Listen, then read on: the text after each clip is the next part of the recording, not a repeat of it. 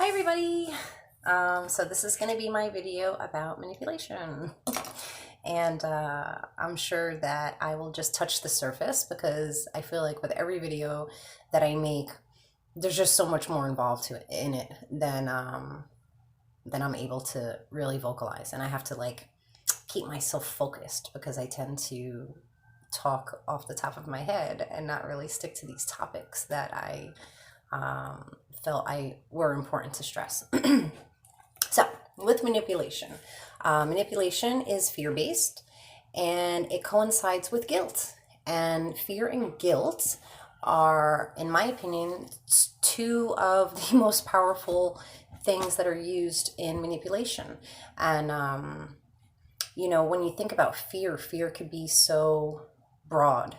I understood that when I started picking myself apart and figuring out where my fears lied and where they came from. Like how did these fears even stem from? Like what caused me to be fearful of these certain things? So identifying your fear within yourself is a big deal. I just want to mention something really quick. I know in my last video I discussed becoming spiritual and how important that was for me when I wanted to make the changes that I did.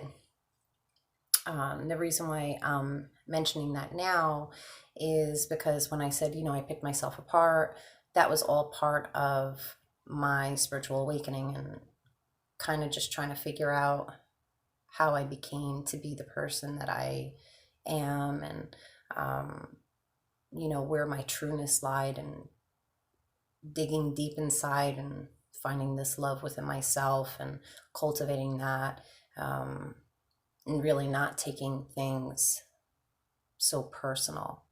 And that's why I think spiritualism is so important with this, because it's so hard to get away from any toxic relationship, narcissistic relationship, and really work through the things that keep you tied into it without looking within yourself. You have to get to a point where you trust yourself at the end of the day.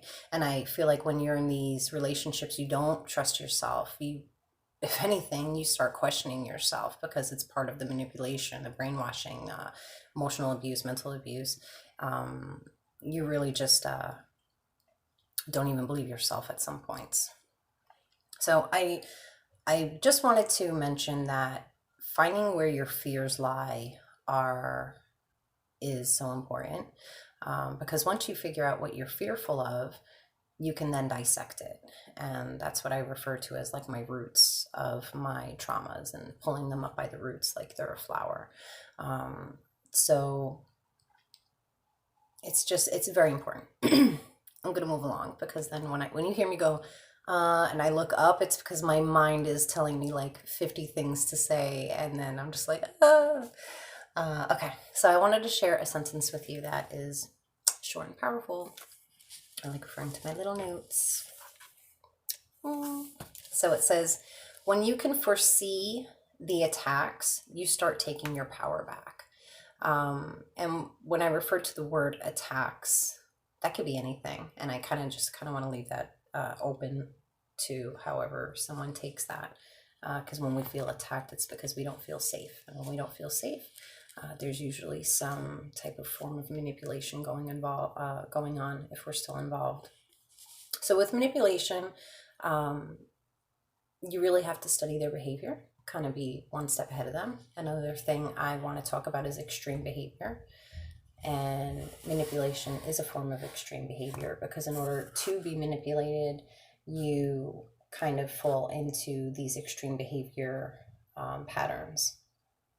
So with extreme behavior, when you're around this behavior for extended amounts of time, you begin to forget that this is extreme behavior, right? So I always try to remind myself that there's these coping mechanisms, and it helped me a lot with healing from childhood issues, where I would remind myself that, we're going to do things as coping mechanisms. We're going to come up with these solutions And subconsciously, what your mind does is if it doesn't see that there's like a light at the end of the tunnel, it tries to convince itself that it's normal behavior, because it doesn't want to stay at this like mindset that you get into, which is all science-based, by the way. I know in my last video I talked about adrenal overload, chemical imbalances that happen when you're around this type of extreme behavior, abuse. Just think about if someone comes home every day and as soon as they open the door, they just start screaming at you. You know, it's going to do something to your body, your just reactions. And if your body's functioning at that level of anxiety, which is so high, it's not normal, and things will start happening to you physically because of it. Another thing I wanted to mention that is great is just step back and ask yourself if you would ever do what that person did, or behave the way that they did. And if you don't, and you're there, it's a good sign that you're being manipulated. Also, don't try to reason with them. And I did that for a long time. I was kind of like just waiting for this light bulb to go off. Like, when are you going to get it? And I would always say, but you don't realize like what's wrong with this, or you don't see that. And guess what? It's a total waste of your time. Do not try to reason with them. Don't try to make them see your point of view. At the end of the day, it doesn't matter, right? Narcissists are going to do what they're going to do. But what you're doing is you are giving them something to mimic. So if you watch my previous video, I talked about how they mimic you and how they, they're like parasites and they suck your energy. But it is very, very true. And it's, it's very real, the little parasites. So yeah, so if you start reasoning with them, what you're basically doing is giving them information for them to manipulate you with. So if they think that you expect them to be a certain way, they're going to use that to their advantage in the future, because they know that's what's going to appease you. It's what's going to keep you around. They want to keep their supply around. They're painting their mask, right? The narcissists always wear their mask. So you're basically giving them the colors in the palette to paint their mask for you. So don't bother reasoning with them. I know I posted another video about the gray rock technique. I highly recommend that, especially during these type of instances when there is extreme behavior. Another thing, if you, this is funny because I wrote this all down and then I wrote like arrows, and on the page, it literally is like a circle, like, okay, well, if this happens, do this. So it says, if you vocalize that you wouldn't have done or said what they did, you allow them the stepping grounds for minimizing the situation, trying to make you seem like you are overreacting. And they even may guilt trip you and say, I can't believe you thought I was serious, or that I meant that. That's something that is considered gaslighting, right? They're minimizing how, like, you're entitled to take how someone does something in life, period, point blank. But if you're involved with someone that continuously does something that they know is going to hurt you, make you sad, put you in any type of negative mindset, that's not normal, And I remember, God, for years, I would be like, why would you, like, if you knew that was going to upset me, I don't understand why you did that. Oh, come on, I was just kidding, And I'd be like, what? Like, well, that's not a joke. Like, how is that a joke? How are you kidding? Again, it's like that vicious cycle. Eventually, I did not say nothing no more. But I did that for a very long time, again, because I was caught in this vicious cycle of subconsciously reacting the same way every time. Okay, so gaslighting. Gaslighting is insecurity, self-doubt, insanity. You feel like you're going insane. And I remember I would repeat in my head, this is not normal. This is crazy. Like, this situation is crazy. So when things would be happening around me, I guess that was like subconsciously my way of like calming my brain down. But yeah, I would just remind myself, this is not normal. Like, as my brain is processing it in my mind, I'm saying like, this is not normal. This is crazy. Crazy land. What else? So just keep studying their behavior with no reaction. And the more you educate yourself on narcissists, you're really going to find power because things become very predictable. And that's when you're like, huh, and that's so important, is getting that power back. Especially when you're being manipulated, because you're aware that it's happening and you're almost studying yourself at that point to kind of see, like, where's this faulty wire? Like, where does this go left? Like, I say the word like a lot too. Okay. I also wrote, it gets awkward because you're no longer engaging. And two things happen, in my opinion, when this happens. Either anger will erupt or the love bombing occurs. And if the anger erupts, this is where my arrow went back up. It's like, refer to step one. And that is, do not try to reason with them, show no reaction. If you have to remind yourself in your head that this is freaking crazy land and you're on the next train on the way out of this crazy land, that's what you have to tell yourself, because you have to be your biggest advocate. You have to build yourself back up.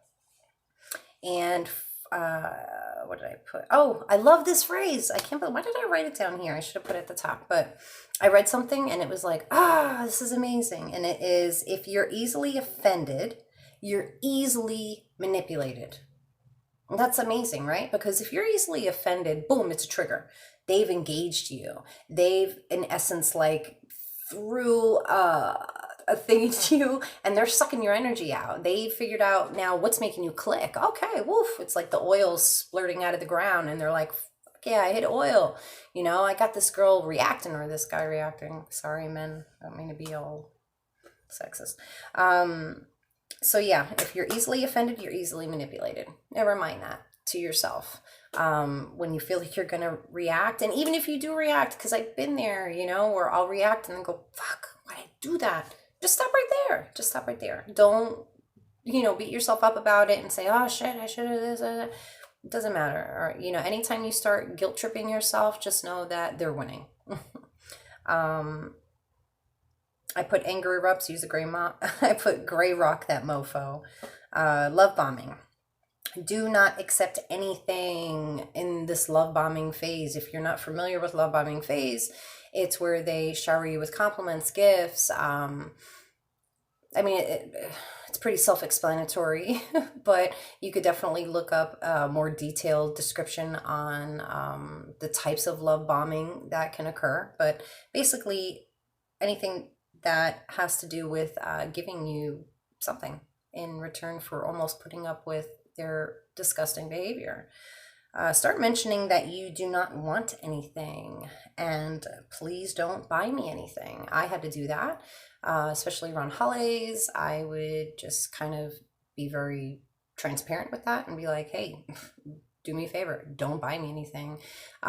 In the beginning, I would say, oh, don't bother. No, and it got to the point where I'd just be very direct, and it would still happen. I would still get stuff, and it would be stuff that I really would like, and I still wouldn't take it. And I'd be like, no, I told you not to get me something. And by doing this, you're not only setting your boundary, but you're implementing it, and you're teaching them, like, no, I make the rules, and I said, don't get me anything. So that's very important too, is that you really start implementing those rules. So boundaries are super important. Start figuring out how to set up your boundaries. Start analyzing where your fears and your guilt lie, because that's such a huge thing with manipulation. That's really what they hold on to make you do things that are out of your character. And, just talk to yourself in your head if you have to. Even if you are alone, you don't have anybody, be your biggest advocate. Start writing. Another thing I wanted to mention is I definitely started writing, but I was also in fear that what I wrote would be found. So what I did was I created an extra email account, and I would just start emailing, and I would save it as a draft if I needed to back out really quick. And I would just start emailing myself these things, and then I would delete them in my sent. So I know that when you're dealing with a narcissist, you have to be very careful, because narcissism can turn very scary, very violent. So I know there are a lot of steps that you have to take to protect your privacy and your outlets. you know, you definitely don't want this person to find how you're building yourself up. I know I mentioned the video previous, but they will sabotage it. And I actually have a lot of information about sabotage and self-sabotage and how we do it to ourselves. So I will be posting something on that very, very soon. I see that I've reached my 15-minute mark. That's again where I start getting very paranoid, because this YouTube thing in me don't always agree, especially when it comes to, can I just say, where the hell does YouTube get that like still shot of my videos? Because the last two videos I have the most funny face, and I'm like, really, YouTube? Like, I don't even know how to pick a picture. I don't, well, if you see my page, I don't even have a background. Like, I'm just trying to make videos. Like, why do you have to post the most awkward pose in my whole video as the screenshot representing it? Awesome. Thanks, YouTube. So anyway, I'm going to finish this video now, and I'm going to finish it like I do every video, and let you know that I love you all, and I am so happy that you watched my videos, and I hope that anything that I mentioned resonates and helps you in any way. If you feel like someone can use my words, please send them my video. Like, share, comment. If there's something that you want me to go into greater detail with, please comment down below, and I definitely will. Thank you again. I love you all. I am genuine with my love, so I genuinely care for you all, and I appreciate you. Sending you love and light.